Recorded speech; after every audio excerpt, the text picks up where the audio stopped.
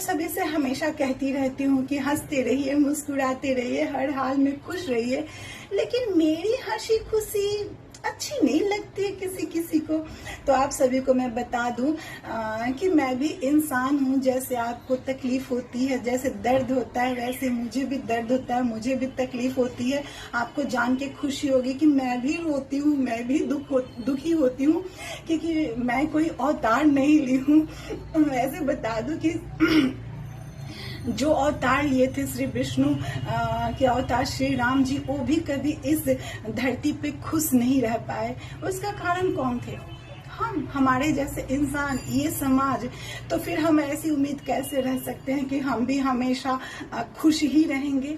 क्योंकि दुख और सुख तो दोनों एक दूसरे के परछाई हैं। सुख के बिना दुख का कोई मोल नहीं, दुख के बिना सुख बेकार है। तो दोनों तो फिर किस बात के लिए घबराना है? और जब भगवान भी इस धरती पे खुश नहीं रह पाए तो हम तो उनके अंश है ना।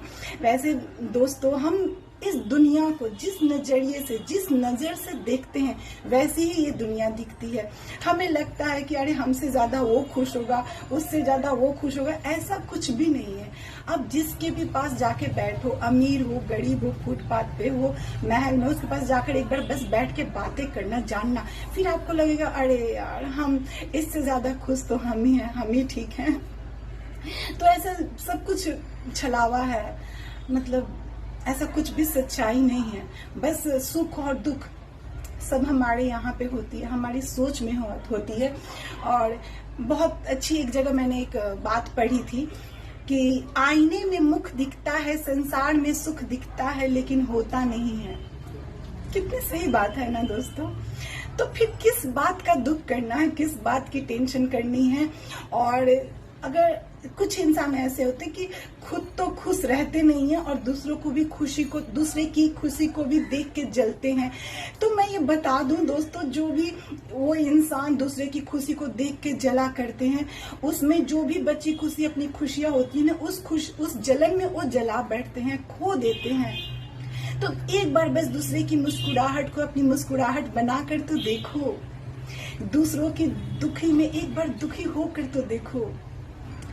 अगर किसी का भला ना कर सको तो किसी का बुरा भी मत सोचो।